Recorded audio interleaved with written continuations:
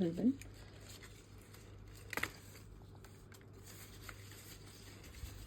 এভাবে উঠে ফেলবেন। দেখুন আমার মানি প্লান্ট কত সুন্দর। আমি কিন্তু এটাকে উপরের দিকে করিনি, জাস্ট আমি স্ট্যান্ডটা বসিয়ে এটাকে রাউন্ড করে এটার বয়স আমার 2 বছর। ঠিক আছে, এটার বয়স আমার 2 বছর হয়ে গেছে, 2 বছরের চেয়ে বেশি হবে অ্যাকচুয়ালি।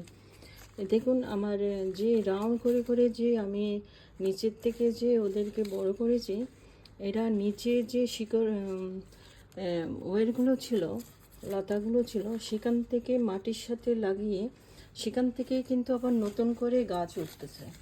দেখুন এই যে নতুন করে গাছ উঠছে, এটাও নতুন করে গাছ উঠছে। দেখুন কত সুন্দর, কত ক্লিন, কিছু করতে হয় না। আপনি জাস্ট একটু রোদের মধ্যে রাখবেন। আমার যেহেতু এটা ভিতরে ইনডোর প্লান্ট, আমি সব সময় জানলার পাশে রেখেছি। এটা জানলা দিয়ে পরন্ত বিকালে যে রোদটা আসে সেটার সাথে এই গাছটা বড় হয়ে গেছে আমার।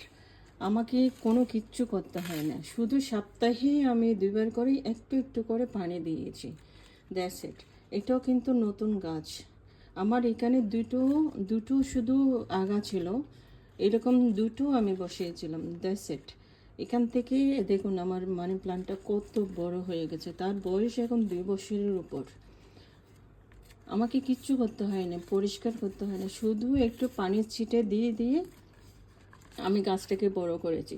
দেখুন এটার নিচের থেকে আবার নতুন করে একটা গাছ উঠতেছে, নতুন করে তার শিকড় উঠতেছে। দেখুন কত সুন্দর। এইভাবেই আপনারা যদি আপনাদের মানি প্লান্ট, ইনডোর প্লান্টগুলো যদি আপনারা পরিচর্যা করবেন, তাহলে একই রকম করে বড় করতে পারবেন। আমি এটাকে জায়গার অভাবে আমি এটাকে বড় করে নেই, আমি জাস্ট এক জায়গায় বসানোর জন্য সুন্দর করে এটাকে আমি মেনটেন করেছি। এতটুকুই আমার এদের সাথে আমার কাজ করা।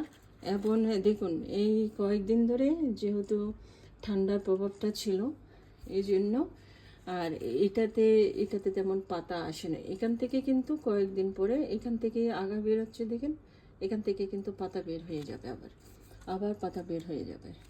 ঠিক আছে, নতুন পাতা, নতুন গাছ জন্মানোর পরে এই দেখুন কিচ্ছু করতে হয়নি, আমি জাস্ট একটু করে পানি দিয়েছি। আর যদি সম্ভবপর হয় আপনি কালো একটু মাটি দিবেন, যাতে